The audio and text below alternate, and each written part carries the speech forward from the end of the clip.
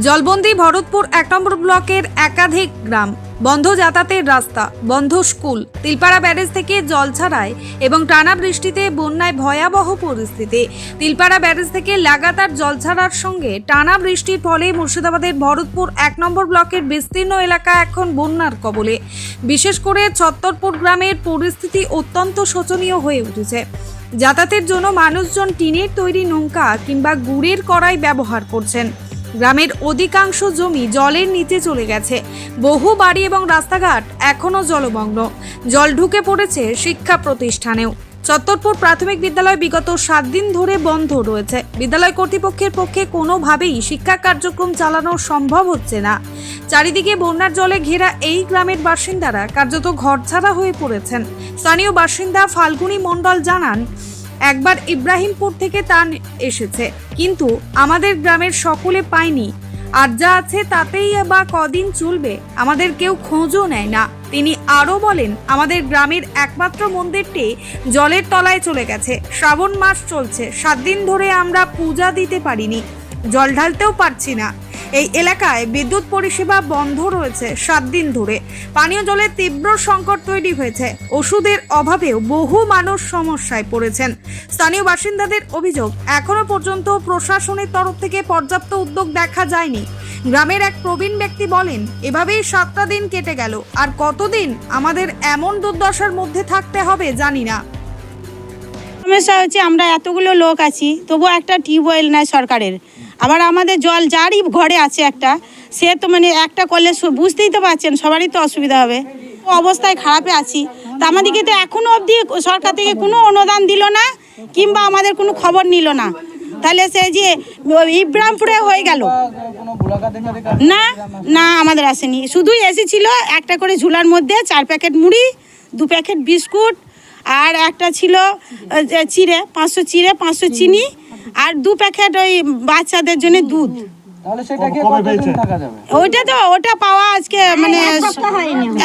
মানে শুক্রবারে একবারই পেয়েছি, শুক্রবারে পেয়েছি না। তাহলে শুক্রবারের খাবার কি আজ অবধি, আজকে হচ্ছে যে বুধবার, এতদিন কি চলবে? না, আবার বলছে এর মধ্যে নাকি চাল ছিল, ডাল ছিল, সেগুলোও এলো না। না, আমাদের দেখা করেও যায়নি। মেম্বার আছে, মেম্বারদের মতো করছে, আমাদের মতো করছে না। আমাদেরকে তো দেখতে এসছে, মানে আসছে না। মেম্বার বাস করে ইব্রাহিমপুরে। না, ছত্তরপুরে নয়। সব বন্ধ, একতলা ঘর ডুবে আছে, গরু বাছুর সব একবারে সেই যে বাংকার বলে সেইখানটা একটু ধাপ ছিল, সেই জায়গায় আছে। কিন্তু কোনো যোগাযোগের ব্যাপার নাই, জল খাওয়া কি কোনো আমাদের মানে চারদিকে জলে ঘিরে আছে, ড্যাঙার মধ্যে কোনো প্রবেশ নাই। এর মধ্যে কোনো সরকারি তো একটু সাহায্য আমরা পাচ্ছি না। এদিকে আপনি কোথায় যাচ্ছেন? এদিকে গিয়েছিলাম, আমার এখানে একটা খড় আছে ড্যাঙাতে, সেই খড় আনার জন্য, গরুদের দেওয়ার জন্য। এই টিনের এতেই আমার রাস্তা, এটাই যানবাহন আমার। এতেই জল আনা, খাওয়া দাওয়া থাকা সব কিছুই। আপনার বাড়ি কোথায়? বাড়ি তো এই তো মন্দিরের ওই পাশে, মানে কোনো যোগাযোগ নাই এখানে। আপনার নাম কি? আমার নাম ভাগ্যধর মণ্ডল। আমরা বাড়ি থেকে বেরোতে পারছি না, আমাদের খুবই অসুবিধা। আমার ছেলে স্কুল যেতে পারছে না, প্রাইভেট যেতে পারছে না। আপনার বাড়ি কোনখানে? আমাদের বাড়ি এই যে ঠাকুর মন্দিরের ওপরে। আচ্ছা, তাহলে এখানে আপনি কি মানে কেন এইদিকে আসছেন? আমি এই যে জল নিতে আসছি, মানে খাবার জল নিতে আসছি। মানে আপনার খাবার জল নিতে গেলে এই দিক থেকে যেতে হচ্ছে, তাই তো? হ্যাঁ, এই এক বুক জল পেরিয়ে সাঁতার কেটে আমরা সব নিয়ে যাই। আচ্ছা, এইরকম আমাদের কোনো উপায় নেই, বাড়ি পুরো ডুবে গেছে, আমাদের একটা ঘর ভেঙে গেছে। ওই দেখুন। কতদিন থেকে এরকম আছেন? আমরা এই 18-19 দিন হয়ে গেল এরকম ভাবে ডুবে আছে সব। বাচ্চা কি স্কুল যেতে পারছে না? স্কুল যেতে পারছে না, প্রাইভেট দিয়ে আছে, প্রাইভেট যেতে পারছে না। ঘর পড়ে যাচ্ছি, আজ সব ঘরের জিনিস বাই করেছি, ঘর পড়ে এগুলো আমরা চাই না, আমাদের এগুলো অনুদানের অবশ্যই দরকার। আপনারা যদি এগুলো করতে পারেন আমরা খুব খুশি হব। ওইগুলা কি করে এবার আমি জিনিস ডবে ঢাকা দেবো কি নিয়ে, একটা কলও দেয় না। আমরা যে ঘরগুলো করেছি ঢাকা দেবো, দেখুন দাদা, আমাদেরকে বলছে তো। আমাদের এই তো অসুবিধা, আমরা তো গ্রামে থেকে বেরোতেই পাচ্ছি না, তাতে আমাদের একটু জল নাই, একটু কোনো সরকারের অনুদান তাও এখন নাই। তাহলে আমাদের ওই বাঁধ ওই বাঁধ চাই, রাস্তা চাই। আর আমাদের এই বন্যায় ধান হবে না, কিন্তু আমাদের ওই মাঠে কিছু ব্যবস্থা করে দিতে হবে। আর খাবার জল হয় না, খাবার জল হয় না, সেই জলেরও ব্যবস্থা করতে হবে। আমাদের খাবার জল কোথায় পাচ্ছেন? খাবার জল বলতে যাচ্ছি না, ওই নদীর জল খাচ্ছে, কি খাবো? হ্যাঁ, কতদিন থেকে খাচ্ছে নদীর জল? এই যা বান এসছে তাই খাচ্ছে। টিউবওয়েল নাই?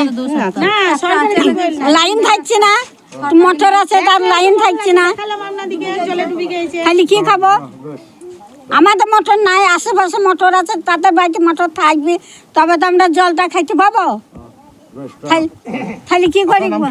আমার নাম আরতি মন্ডল, বাড়ি ছেতপুর এইখানে। নিতাই গৌরাঙ্গ, একটা শিব ঠাকুর, তারপরে আমাদের রক্ষাকালী গ্রাম দেবতা। আচ্ছা, কদিন ধরে এটা? এটা 5 বার ডুবা হয়েছে। তাই যার 1 লাখ আছে, এক হাফ 7 দিন ডুবি আছে। আপনারা কি পুজো করতে পারছেন না? না, পুজো করতে আমরা পাচ্ছি না। শিবের মাথায় জল ঢালতে পারলাম না। এই তো শেষ দিনে জল ঢালতে হবে, তা জল ঢালা হবে না, কি করব, কিছুর উপায় নাই। আমার নাম ফাল্গুনী মণ্ডল। ব্যুরো রিপোর্ট, চেতনা নিউজ।